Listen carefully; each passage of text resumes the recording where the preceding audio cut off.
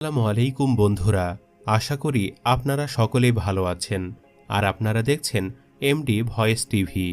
বন্ধুরা, আজকের এই ভিডিওতে আমরা বলবো যে ফেরাউনের নির্মম অত্যাচারের ফলে আসিয়ার মৃত্যুর দিন সকালে কি ঘটেছিল এবং আল্লাহ তাআলা যেভাবে তার দোয়া কবুল করেছিলেন সে সম্পর্কে একটি সত্য ঘটনা, যা শুনে আপনার মন ছুঁয়ে যাবে ইনশাআল্লাহ। তাই ভিডিওটি একবারে শেষ পর্যন্ত দেখবেন।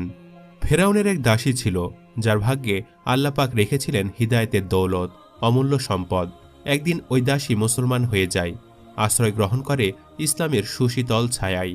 ইমানের আলো ছড়িয়ে পড়ে হৃদয়ের প্রতিটি কোণায়। দাসী তার ইমানের কথা গোপন রাখতে চেষ্টা করে, কিন্তু সম্ভব হয়নি। সে চেয়েছিল এই সংবাদটি যেন কেউ না জানুক, অন্ততপক্ষে খোদার দাবিদার মহাপাপী ফেরাউন। কিন্তু তাও পারা যায়নি। ধীরে ধীরে একসময় ফেরাউনের কানে পৌঁছে যায় দাসীর ইমান আনয়নের সংবাদ। তাই ফেরাউন